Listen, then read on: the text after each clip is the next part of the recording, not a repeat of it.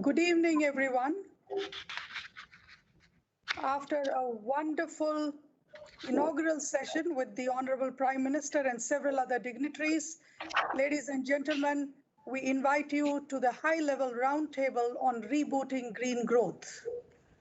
Leading up to the 26th Conference of Parties, the high-level roundtable is being held as part of the WSDS 2021 under the theme Rebooting Green Growth, but will aim to steer discussions towards strengthening our commitment to maximizing renewable energy and enhancing our capacity to deal with the changing climate. The dignitaries for this important session include Mr. Mohammad Nasheed, Speaker of the People's Majlis, Republic of Maldives, Mr. John Forbes Kerry, United States Special Presidential Envoy for Climate, Honorable Veera Mori, Minister for Environment, Conservation and Climate Change, Papua New Guinea, the Right Honorable Lord Zach Goldsmith, Minister for Pacific and the Environment at the FCDO, UK, and Ms. Amina Mohammed, Deputy Secretary General, United Nations. And we do have Dr. S Jaishankar, Honorable Minister of External Affairs, Government of India. We would like to acknowledge Dr. Jaishankar's complete support to our efforts of putting this high-level roundtable together. Dr. Jaishankar is unable to join us today because of a Parliament commitment which just came in, but he has taken the time to record his address and share it with us. Honorable Minister of External Affairs, Dr. S. Jaishankar. Mr. Mohammad Nasheed, Speaker of the People's Majlis, Republic of Maldives, Mr. John Forbes Kerry, United States Special Presidential Envoy for Climate, Honorable Veera Mori, Minister for Environment, Conservation and Climate Change, Papua New Guinea, Lord Goldsmith, Minister for Pacific and the Environment at the FCDO, UK, Dr. Ajay Mathur, Director General TERI, distinguished fellow speakers, ladies and gentlemen. I'm happy to be here to address the roundtable on rebooting green growth.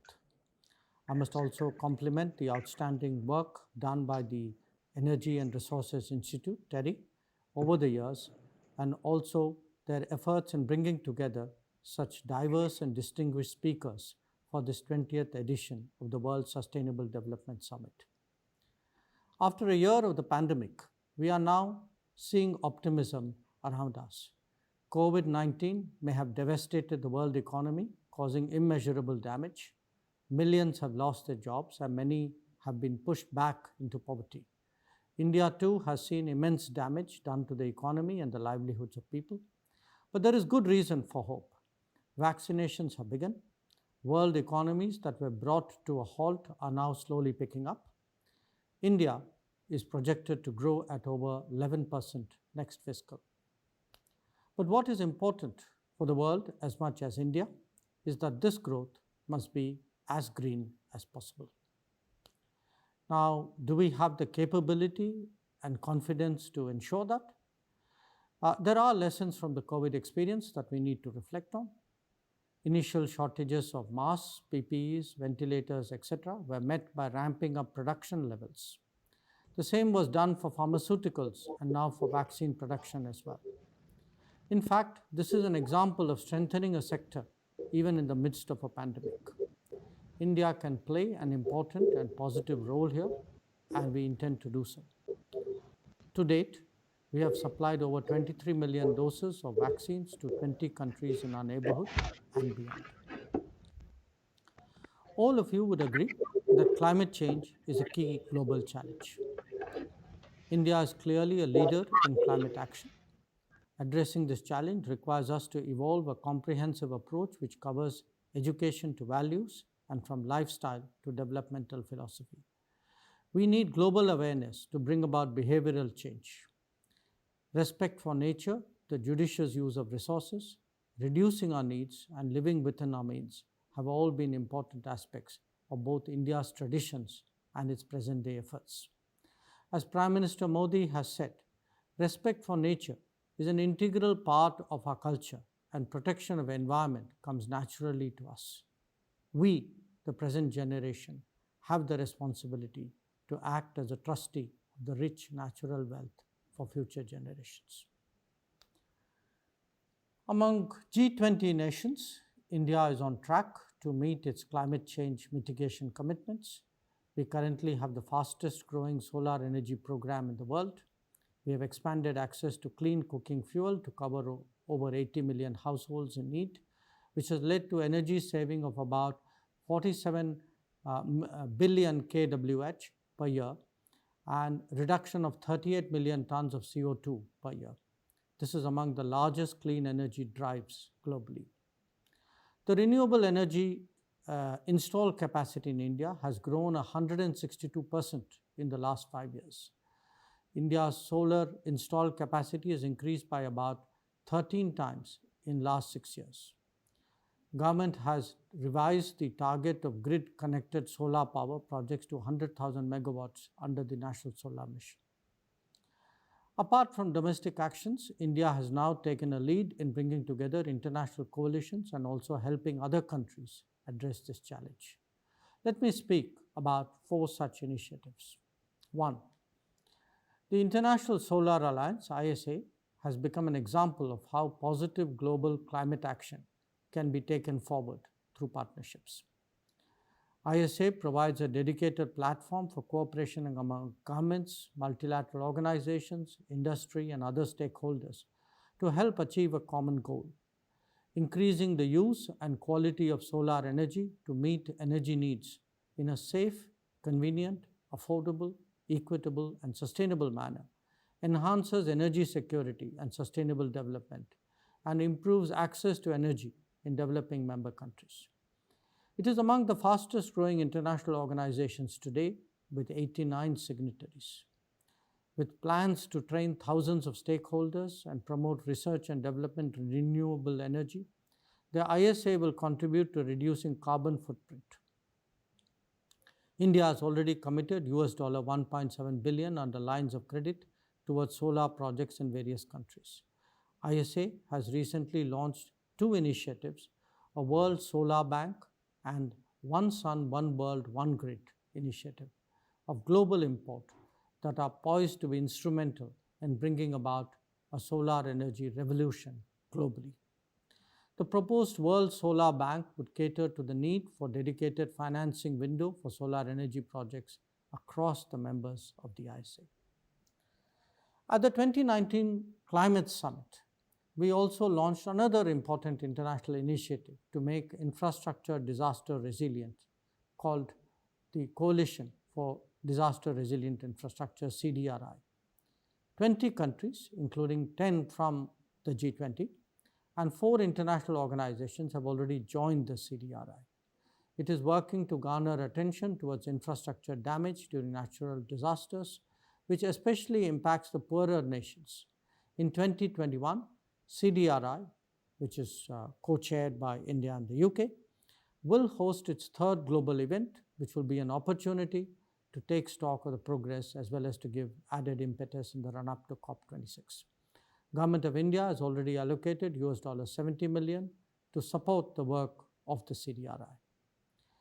The India-UN Development Partnership Fund is another practical manifestation of climate action and sustainable development in the spirit of South-South cooperation. The fund, established in 2017, aims to contribute to the efforts of developing countries towards the realization of the 2030 Agenda for Sustainable Development Goals, including on climate action. The fund is supporting efforts in countries in the Pacific Islands, Africa, Caribbean countries, with provision of climate early warning systems, solar home systems, solar pumps, and projects to repair damage due to climate change induced by events such as hurricanes. The fund has already supported projects in 48 countries for various SDGs through a $150 million multi-year pledge by the Government of India. Also, at the 2019 Climate Summit, India, along with Sweden, launched the Leadership Group on Industry Transition, LeadIT, along with the World Economic Forum, with the support of Stockholm Environment Institute in 2019, to boost climate ambitions and actions to implement the Paris Agreement. This initiative provides a platform for governments and the private sector to help develop low-carbon pathways for industry. Currently, the group has membership of 13 countries and 15 companies and is committed towards low-carbon industry transition. As we go into COP26 this year, there are several threats that need to be addressed. Climate ambition needs to go hand in hand with a framework for financial, technical, and capacity building support to countries who need it. It is equally important for countries to fulfill their pre-2020 commitments. Let me conclude here by saying that we look forward to more ideas coming out of the discussions today and tomorrow on how India can contribute and strengthen global efforts to address these challenges. Thank you very much for your attention. We thank Dr. Jaishankar again for his support and also sharing this message with us. May I now request Dr. Ajay Mathur, Director General Kerry, to give his opening remarks and also request him to lead the floor for the rest of the session. Thank you. Thank you very much, Annapurna. On behalf of Dr. Jaishankar, who called about 3 hours ago, informing us that he had been pulled into Parliament. They're sitting late tonight, and therefore he very quickly taped a message which he has shared with us. Let us move on with President Nasheed, who is often in this part of the world called the Mandela of the Maldives. He was the first democratically elected president of the Maldives. And today he is the Speaker of the Majlis. But more importantly, for many of us in the climate debate, he remains an icon, an international icon for action against climate change. Speaker Nasheed.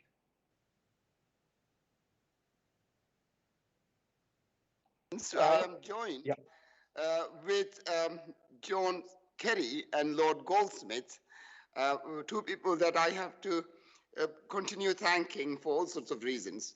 John Kerry also because when I was taken away from jail recently, I had a conversation while he was the Secretary of State. But anyway, I just spoke in the opening session, and so therefore I will try to make this as brief as possible.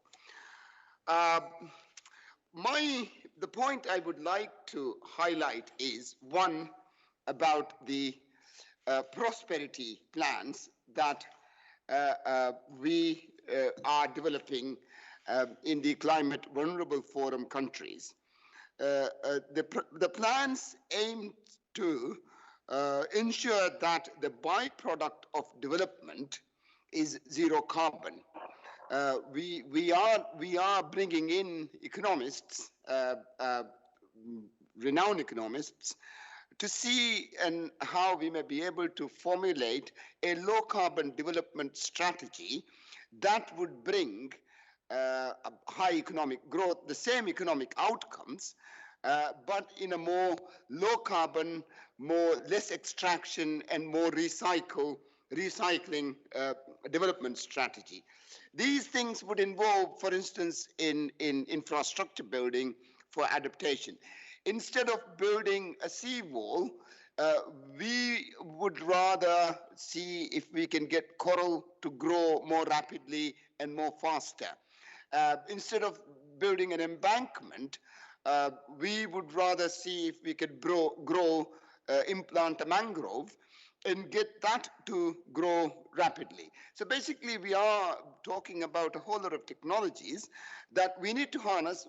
The technology is around, but we need to bring it to a single page where people, political parties, and governments can use that as policy guidelines. The idea is to promote these policies within political parties as well before they come to government.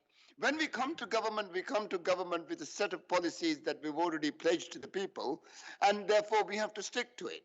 I feel that it is important for us to go into political parties, look at what they're doing while they're developing their manifestos for the next election, and see if we can lodge in these ideas into their manifestos.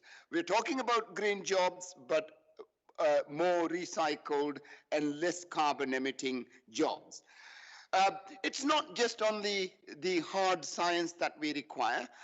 There are many other issues. One is we need different management systems. So this is not necessarily biology or chemistry or physics, but we need management systems. We need legal frameworks. We need legal frameworks. We need tender documents, procurement orders that fits to these kind of development strategies. We also need financial systems, a financial system that clearly recognize that air or the nature is not free. So and also I think lastly, we also need transitional plans on how to transit from a low carbon. What happens to labor? What happens to the people when we transit from a low carbon economy, a high carbon economy to a low carbon economy? So transitional plans for labor, I think, has been one of the reasons why many countries are stuck and unable to move as rapidly as they want to. So we need legal systems, we need a new economics, we need management systems, and we have the science. Thank you, and again, thank you very much for organizing, Kerry, this and bringing in excellent people to have these discussions. Thank you. Thank you very much, Speaker Rashid. I think the way you have brought together the kinds of challenges, institutional challenges in a sense, which are looking at bringing in climate concerns into the growth paradigm is amazingly important. Let me now turn to Secretary Kerry, who I was delighted when President Biden went ahead with his commitment and made Secretary Kerry his first special presidential envoy. I think this is a first in US history. You sit as a principal on the National Security Council entirely dedicated to climate change. I think more than anything else, it reflects the kind of importance that the administration pays to both international and domestic issues related to climate change. I followed your years both when you were Secretary of State as well as after that, and note that the successful negotiation of both the Iran nuclear deal and the Paris Climate Agreement was, in a sense, a Kerry signature. Secretary Kerry, can I request you to share your thoughts with us? Secretary Kerry, you are muted right now. Terrific. Thank you. Sorry for that. I never want to be muted. I really appreciate the invitation to be with you. And I want to thank you. You've been a terrific partner on the whole issue of advancing, excuse me, advancing global ambition. And Glasgow, in a short 9 months from now, is going to be the most important meeting I think that we've ever had, because as you know, scientists gave us 12 years to make the critical decisions to avoid the worst consequences of the climate crisis. That was 3 years ago. So now we're down to 9 years. And I regret enormously that my country, the United States, and the last administration were completely absent. Not only absent, but working to move in the wrong direction. You, on the other hand, have been a wonderful partner in advancing global ambition, from the negotiations in Paris to the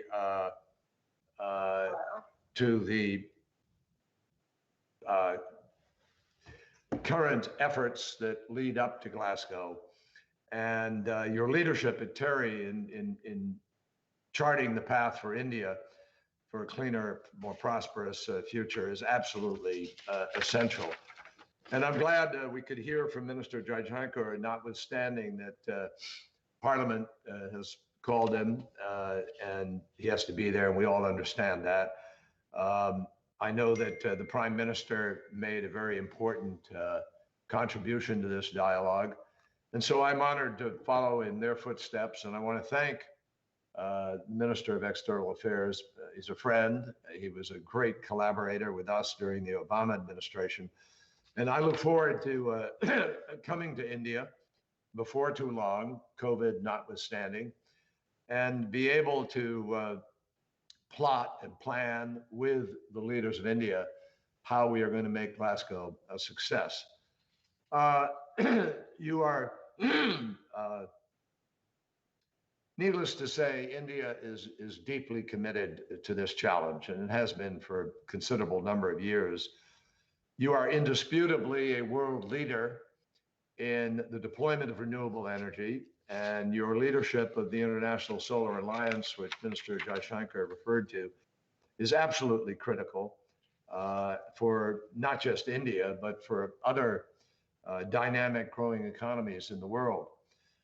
Prime Minister Modi's announcement of a target of 450 gigawatts of renewable by 2030 is a strong, terrific example of how to power a growing economy with clean energy. And it's going to be one of the most important contributions in the world, because India today is already the third largest emitter in the world, behind my country, the United States, and of course, China, which is the largest in the world at about 30% of all emissions. So yesterday I read in the Energy Agency special report on India with great interest the spectacular news that India's down payment on the clean energy transition is on pace to become the global market leader in solar and storage by 2040. And thanks to your rapid scale up, it's already cheaper to build solar in India than anywhere else in the world. That kind of urgency is exactly what we need in order to confront the crisis that we confront today. But I want to emphasize that, and this is important, I believe. In Paris, every country agreed to do what it was willing to do. And in many cases, that was the best some could do. But it's not enough to get the job done.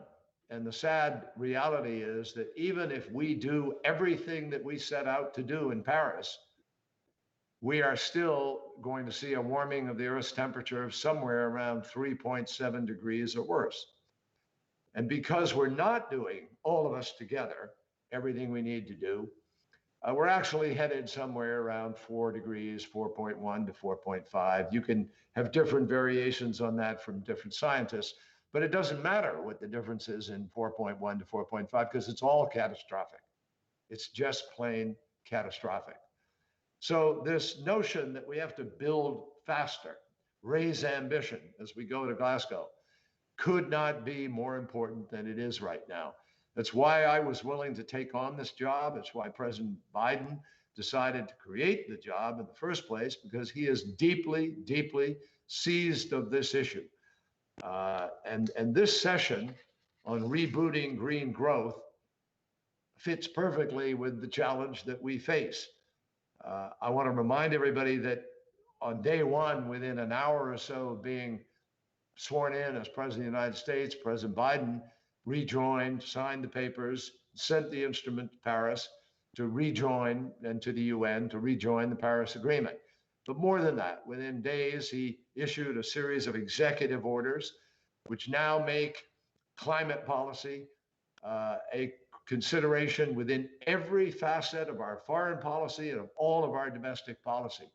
All of our members of the cabinet have been ordered to consider the consequences of climate on every decision that they will make or recommend to the President of the United States. We do not have a single moment to waste, and President Biden is very, very clearly committed to that. But he also understands that even if the United States or India or any country could go to zero emissions tomorrow, that's not enough. 90% of the world's emissions come from somewhere other than our country, and it's about 70% come from somewhere other than China even. So we all are in this together. We all have to come together with new urgency. And domestic action of any one country alone is not enough. We have to always consider this as part of the whole, part of the global contribution. We all rely on each other to get this job done. And failure is simply not an option. So that's why raising ambition as we go to Glasgow is so important. A zero emissions future, which more and more countries are now adopting. More and more countries have said we are committed to net zero emissions by 2050, mid-century. And that's a critical commitment at this point in time. But as we think about going to Glasgow, and as we think about rebuilding better coming out of the COVID crisis, and we all have that opportunity. There isn't one economy that hasn't been hurt as a consequence of COVID. So as we're thinking about how we're going to stimulate our economies, how we're going to globally move to resuscitate the global economy, we need to make certain that we're not just investing in the same old, that we're making the mistakes we've already made even more costly than they already are. So failure is not an option. We all have to adopt the notion of a zero emissions future, improving many things. First of all, millions of new jobs will be created as we pursue the new technologies. In India, you've committed to an entire hydrogen mission. I'm a big believer in the capacity of hydrogen to be one of the great fuels of the future. And it is possible in conversations I've had with some of your business leaders in India that India may be one of, or if not the leader in the transition to a whole new kind of economy, to a hydrogen-based economy. So India today leads the world with the cheapest solar anywhere on Earth. And in most countries of the world, renewable is already cheaper than fossil-fueled power plants. Global investment in new clean power capacity is set to exceed $10 trillion through mid-century, more than 6 times the investment in other options. Other clean energy sectors, from hydrogen to electric vehicles, also represent multi-trillion-dollar markets in the decades to come. And I hope everyone here involved in this discussion this evening will focus on the fact that the solution to climate crisis is energy policy. And in the choices of energy policy that we all face, we actually are looking at the largest market the world has ever known. It is today already a 4.5 to 5 billion person user market. It's a multi-trillion market today, but it's going to grow to 9 billion users over the course of the next 30 years. So as we grow, it is imperative that we make certain we are growing smart. We are growing into this net zero emission economy. Now, there's actually good news on this front. And I think we have reason to actually be optimistic, notwithstanding the trend lines that we see today in terms of emissions. That can be turned around. And the point is that 2020 can mark, last year can mark this transitional moment, the turning point for clean energy technologies, for investments and businesses that move in an entirely new direction. Investments in energy transition crossed a $500 billion mark last year for the first time. For several years following Paris, until unfortunately our president pulled out of the agreement, but until then we saw about 358 billion move immediately to alternative renewable energy investment, the first time ever, more money into renewables than into fossil fuel. So it is clear that business all around the world is making the decision that this is the future. We already see companies which have reached valuations of more than 100 billion in public stock, triple the total of 2019. And in 2021, we absolutely stand on the precipice of a rare opportunity to create new technologies and new markets. And I know India, I know your prime minister is committed to this and seized by it, and I think your businesses are. I was also very heartened to see the recent government budget focus heavily on clean energy and propose a very specific hydrogen energy mission.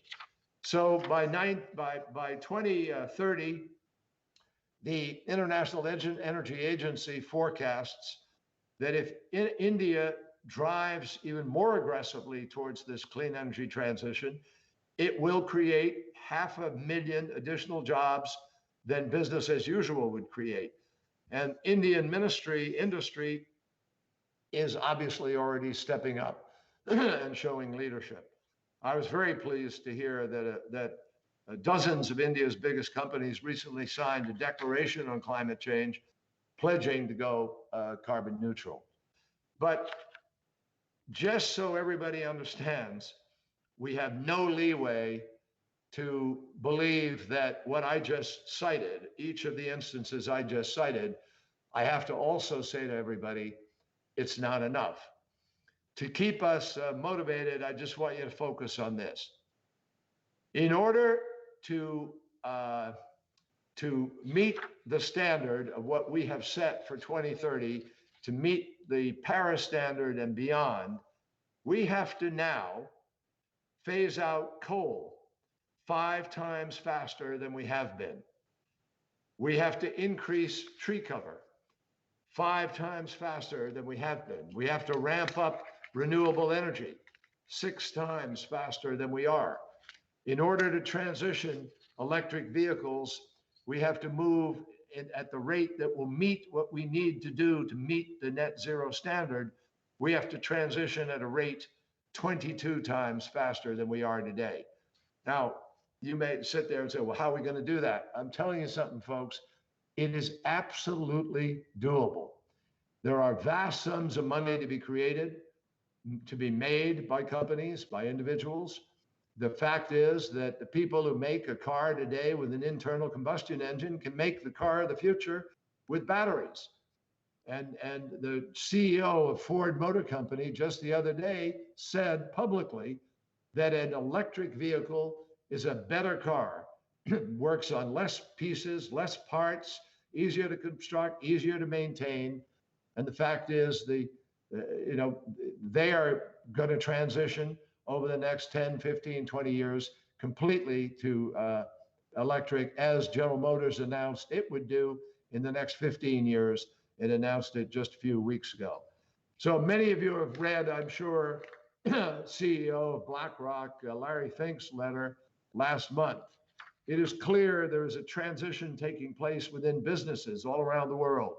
ESG is now central in the decisions that are being made in boardrooms.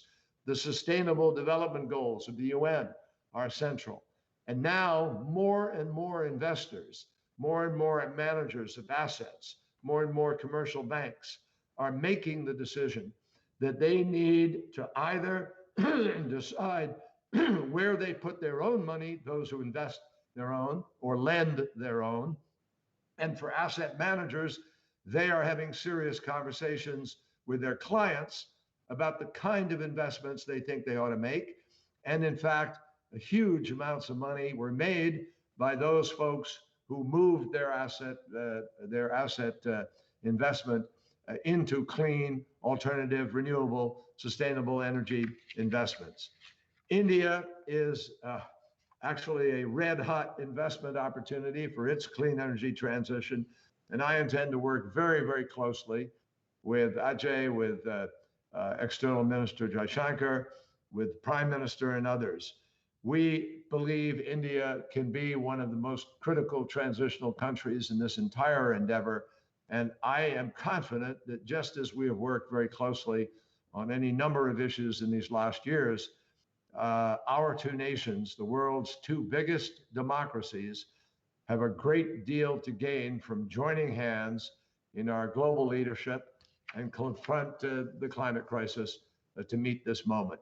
So thank you for the privilege of sharing some thoughts with you. Thank you for your leadership in hosting this important meeting, and very much look forward to working with you. Thank you. Thank you very much, Secretary Kerry. I think the bringing together of political minds across the globe is at the heart of moving ahead. And I think, Secretary Kerry, you have enabled this in the past, and I'm sure that you'll be able to do this in the future.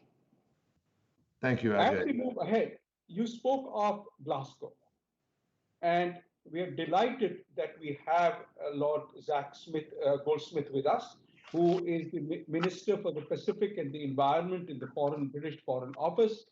And Lord Goldsmith, amongst other things, looks after climate change. He looks after international environment issues, biodiversity. I know you have a huge portfolio, but we would be delighted as to how do you heard what Speaker Nasheed said. You heard what Secretary Kerry said. There is a need to bring together the thoughts and the actions that are required and enable them internationally. Secretary Kerry pointed out that each one of us has domestic goals, but ultimately we are looking at international action. How is it that we can support you at COP26? Lord Goldsmith, all yours.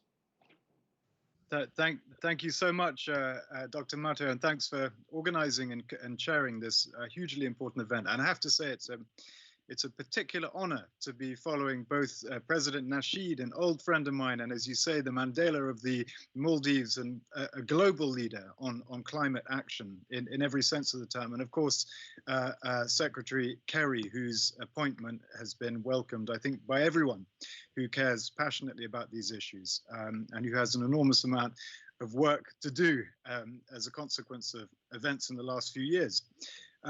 So I should start by saying my friend and colleague, COP26 President Alok Sharma, is very sorry indeed that he can't be with you. He's looking forward to addressing the summit on Friday. And again, before I get into the heart of the issue, I'd like to express on behalf of the UK government, my very deepest sympathies for the appalling situation that India is facing in Uttarakhand. I send my heartfelt condolences to all those affected. So the World Sustainable Development Summit has already brought together a range of key people to discuss rebooting green growth at what is a critical time, because alongside the enormous human suffering that we see in the coronavirus pandemic has caused immense economic damage right across the world. There are parts of the world that have barely been touched by the virus itself, and yet their economies have nevertheless been hammered. And its impact is undoubtedly going to reverberate for many years to come. But the effect of the decisions that we take now as we repair the damage caused by the pandemic will last far longer. The choices we make today will decide whether or not we lock polluting emissions into our economies for years to come, or whether we lay the foundations for clean, sustainable, resilient growth. So we've got to get this right. And the bottom line is that if we're to meet the aims of the Paris Agreement, limit global temperature rises and adapt to an inevitably changing climate, as Secretary Kerry made the point earlier, we need to break the link between economic growth and environmental devastation. And I think that is probably the single greatest challenge. So much of what we're here to discuss, dangerous climate change and environmental devastation that is in part causing it, are the consequence of market failure. Failure, in other words, of the market to properly value natural systems on which all of us depend, and failure to apply a cost to pollution, waste, and environmental damage. And clearly that needs to change. The world agreed the Paris aims together, united, in 2015, and that was in large part thanks to the appeal made by those countries most vulnerable to climate change, not least the world's small island states like the Maldives. we know now what needs to be done, and we know that doing the right thing will not only be the right thing, it'll generate jobs, opportunities, and prosperity around the world.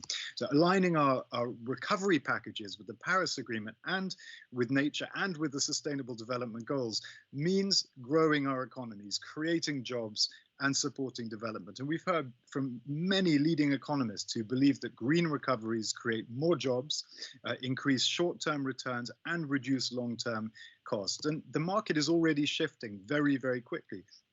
For example, solar and wind are already cheaper than coal in 2/3 of the world. Who would have anticipated that the cost of solar would fall 90% since the banking crisis just 12 years ago? We've already heard the Indian renewable sector employs today, I believe, 800,000 people.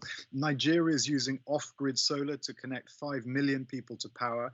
And globally, the World Bank believes that we could save 140 million working years every single year if power freed people from the need to collect fuel and allowed them to cook faster, for example. Tasks, incidentally, that are overwhelmingly performed by women and girls. And it's worth noting that here in the UK, talking about breaking that link between devastation and economic growth, we did cut emissions by 42% since 1990, while also growing the economy by more than 2/3.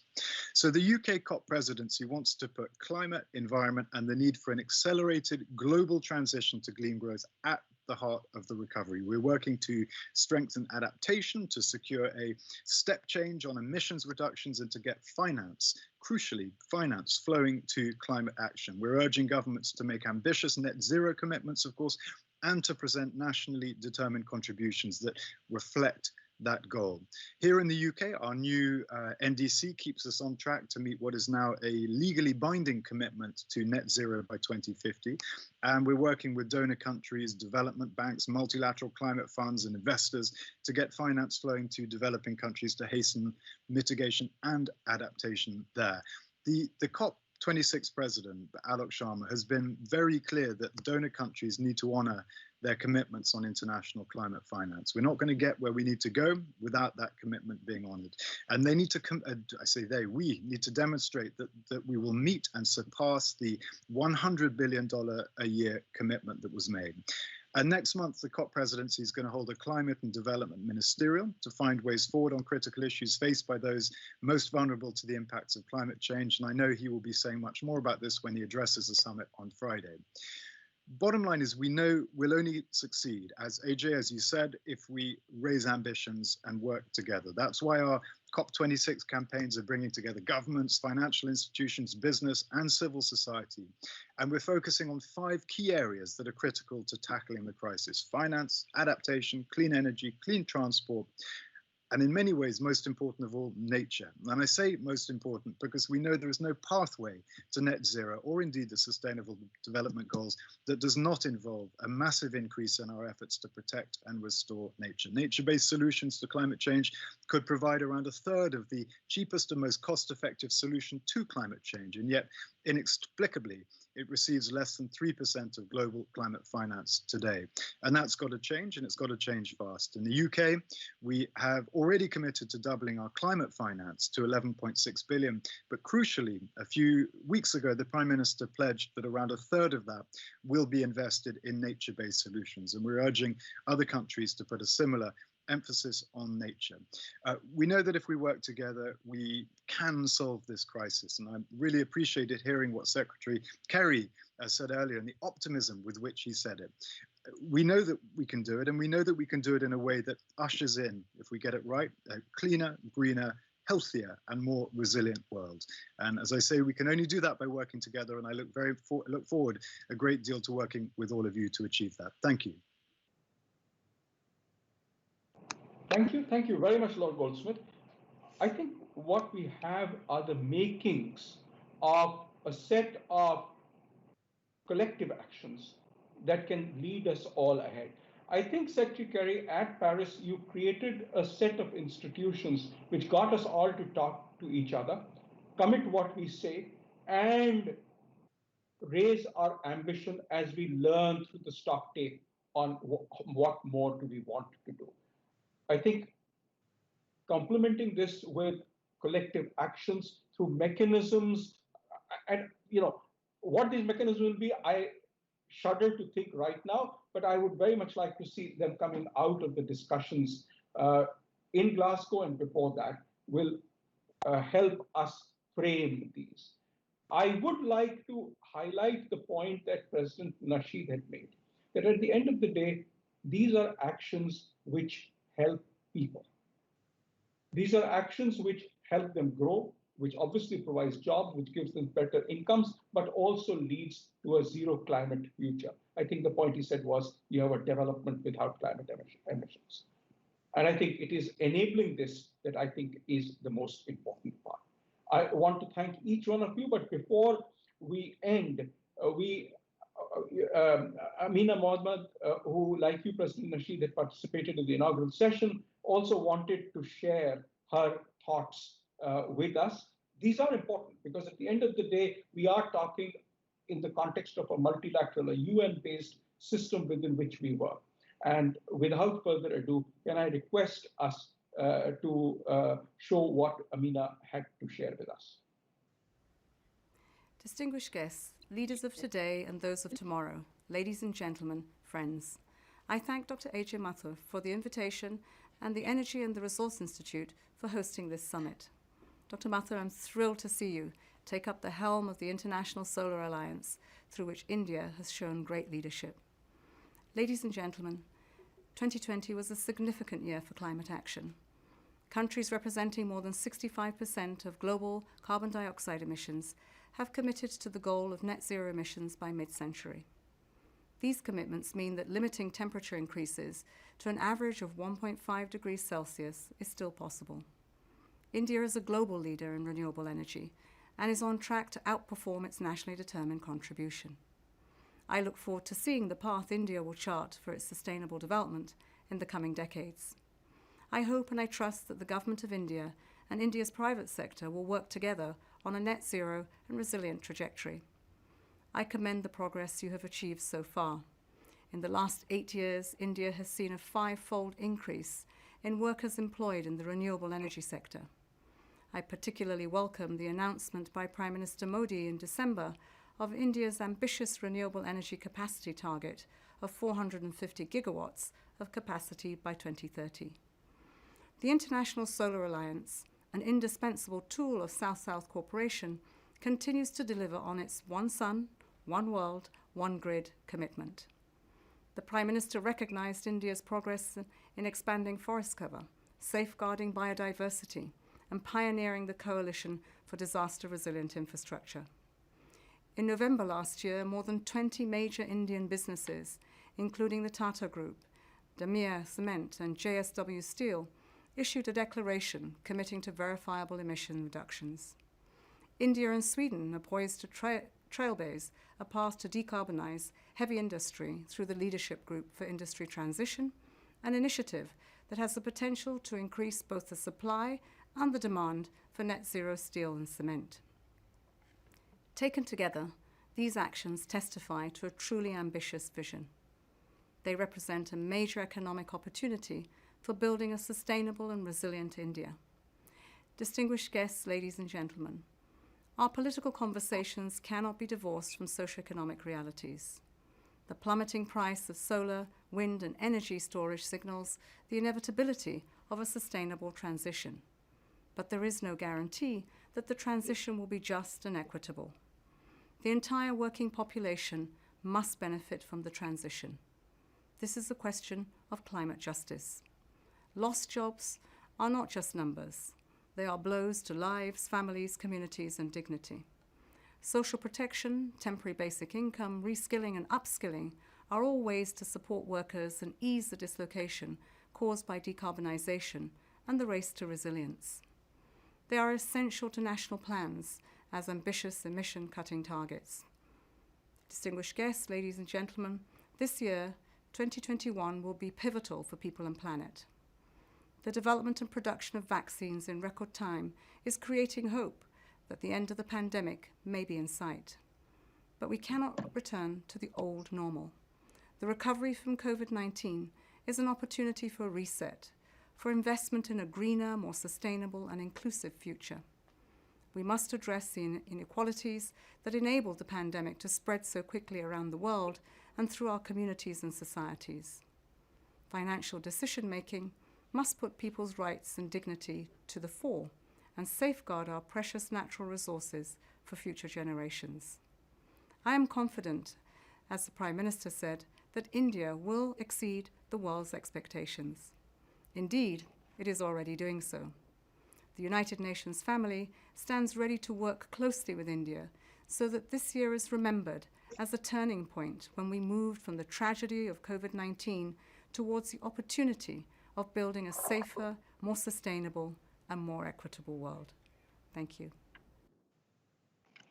Thank you very much. Thanks to Amina for her message. But before we go, we have heard each other.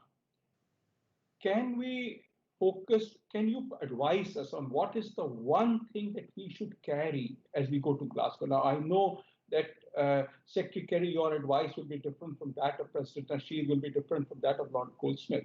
But can you, each one of us, advise us on what is it that all of us, not just me, not just India, but every country in the world needs to carry to Glasgow in order to make sure that it's a success? I'm looking at your mantra in Paris, Secretary Kerry. You enabled each one of us. You appealed to our better selves. How do we do that now? Let me start with you, Secretary Kerry.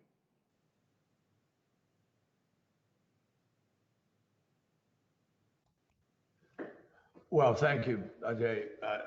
It's a challenge to put it into one thing. Obviously, what we all have to bring to Glasgow is the same spirit that we took to Paris and that has guided us since the failure of Copenhagen, which is that we don't have time to play games. We don't have time to point fingers. We've got to break down some of the barriers between us. We all have to act in very, very strong manner and good faith. I accept, I will say to all of you, I'm embarrassed for what the United States did for the last 4 years. It defied science, it defied common sense, it defied the evidence. And so we must all bring to Glasgow the reality of what is clearly happening to this planet and of what we know to be the full extent of this challenge. And if we will put ourselves in the shoes of future generations and understand this is our last best chance to get it right, our last best chance to set the road to 2050 and to net zero. Even when we get to net zero, my friends, we will have to draw carbon dioxide out of the atmosphere because of everything that's been put up there. It continues to do damage even beyond today. So we have just the largest responsibility ever actually knowingly and willingly assumed by human beings. The responsibility has been there since we were created, but now we know what we're doing. Now we have no excuse. And we have to come to Glasgow with no excuses, with a huge level of ambition. That will mean, for instance, countries that are building coal plants shouldn't. They've got to move off of coal and move into this world of alternative renewable energy. We can do that. I know we can do that. And I think if we bring that spirit of human creative entrepreneurial capacity, of our ability to make the better decisions, what has been, what we ignore is that all of the problem we face today has been created by human beings because of the choices we were willing to make, or at least willing to live with if we didn't make them. Now we know we have to make better choices, and we cannot live with the consequences of the ones that came before. That spirit has to come to Glasgow. And if we all come there with that spirit, not blaming anybody, understanding that the less developed world needs the help of the developed world. 17 nations are responsible for about 85% of all the emissions. Mine is responsible for 15%, China for 30%, India for 7%. Add that up, you've got more than 50% of the world. Add the EU to it, and that's where we are. So we know where this responsibility lies. And the folks who have gained the most by the mistakes we've made have the highest responsibility to do the most to prevent those mistakes from snuffing out life itself for the rest of the planet. That's the spirit we have to bring to Glasgow. And I'm convinced that if we do, we can have one of the great successes ever of multilateral effort and of a shared sense of morality on this planet. Thank you very much, Secretary Kerry. This shared sense of greater morality is, I think, what we need to bring into the debate. President Nasheed, as we go to Glasgow, what is it that we should carry with us? Thank you. What attitude? Thank you very much.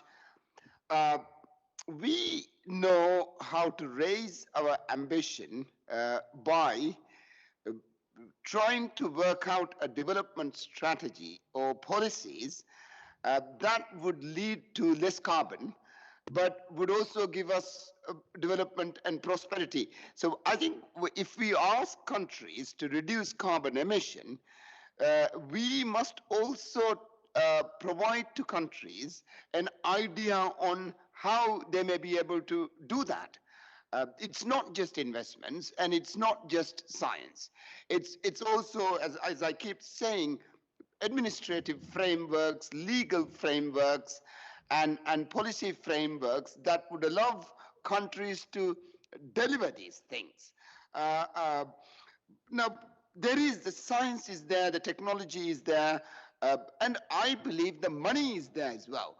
Actually, I don't like talking about this money all the time. I do not think that money is the central issue here. Now, for instance, in the Maldives, or let's say any country that would agree to take up a prosperity plan, what we are suggesting is the country comes up with a procurement order, a tender notice, to international companies asking them to come and invest here or Bangladesh or somewhere else to produce and distribute renewable energy. So basically it's a tender notice and how to construct a tender notice. Now, countries or companies, international private companies would not come into countries unless they see that these frameworks are there, unless they see that there are no investment gaps, there are no difficulties here. Now, what I think developing countries must ask developed countries is to fill the gap. That is not very often, again, finance, but that might be insurance, that might be guarantees, that might be all sorts of things like that. I'll give you one example, just on infrastructure. In the Maldives, it costs $8,000 a meter to protect our shoreline. And we have 2,000 islands. You don't have that money. It's not there.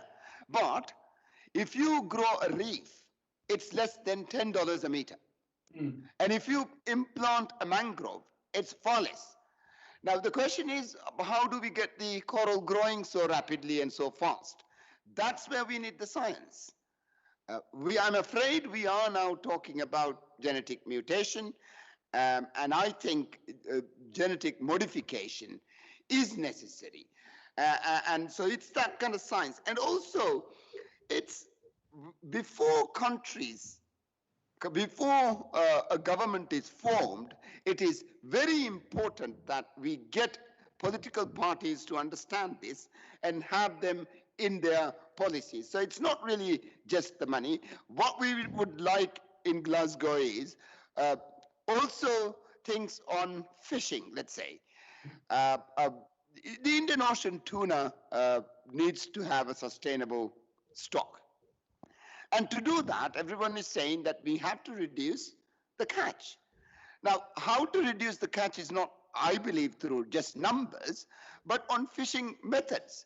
In the Maldives, we fish one by one, and we do not catch everything else in the sea in the process of catching a tuna, because we are just hooking it. Others are persenning it, and that's a huge problem. So it's the regulation of fishing methods as much as the catch. So, in short, what I would like to Dr. Mathur is to say that the idea that it's just not only the money, and it's not just only the readiness or to say that we are willing to do this and that, but actually come out with the economics, come out with the frameworks, come out with the policies of how to do this. And I think we can teach countries or political parties and people on how to do this. Zach, my friend, Lord Goldsmith, my friend, has a book on the new economy. And I think that's the kind of direction. And Mark Linus, now Seeds of Science, has another book telling us to go and genetically modify everything. So I think, yes, we must look into the science, and then it's just not only the science, but I think these things are now very clearly understood, and all of us know it, and let's go and do it. Thank you. Ajay, could I just say something to Speaker Nasheed? I just wanted to say I didn't acknowledge him earlier, and I had a wonderful conversation with him back in some times when he was having some difficulties. It was my privilege to be helpful. And I'm so happy to see him and thankful for his leadership. So thank you so much, Speaker. All of us, Secretary Kerry, look up to him for his leadership. Zach, your intellectual leadership also has been mentioned. It is something that we have looked forward to. What is it that you would like us to bring to Glasgow? I presume the meeting is still in Glasgow. It is still in Glasgow. The world is changing so fast, who knows? I don't want to be too repetitive, but I would echo everything that has been said by both of these very inspiring speakers and leaders. There's no doubt that what we're facing is the greatest challenge our species has ever faced. Almost nothing comes close. Even the pandemic we're dealing with at the moment, which has turned so many lives upside down and destroyed so many economies, we know the consequences of not dealing with climate change and environmental degradation will dwarf the impact of coronavirus. So whatever happens in Glasgow has to reflect that in every conceivable sense. We have to ensure that our collective agreements and our individual actions match the scale of the crisis. And as Secretary Kerry said, there is no excuse. We know what needs to be done, and we know what happens if we don't do it. And it's not just about individual policies or individual financial commitments or individual actions by individual departments of governments. We have to make sure that climate change and the environment are the lens through which all of our decisions are made across the board, from the finance departments to the departments for transport, across the board. And I would extend beyond national governments and apply that same principle to the multilateral development banks, to which we all contribute very generously, but which need to ensure that their entire portfolios are aligned not just with Paris, but with the environment. The lens, if we can emerge from Glasgow with that lens, I think we have a chance of pulling through. Lovely. I want to thank each one of you. And Zach, since the constant economy has been mentioned, I'm going to, next time I meet you, I'm going to get you to autograph it. I had the pleasure of Secretary Kerry's autograph book. Dr. Ajay, I have an autographed copy. Oh, lovely. You are way ahead of all of us. No wonder. Well, Secretary Kerry, President Nasheed, Lord Goldsmith, let me thank each one of you for this great discussion. I hope that this is a step forward in us moving towards an outcome at Glasgow which helps each one of us and all of us together to move ahead. Thank you all very much. Good night, good afternoon, good day. Thank you so much. Thank you very much. Take care. Bye-bye. Thank you. Nice to be with you. Thank you. Thank you, sir.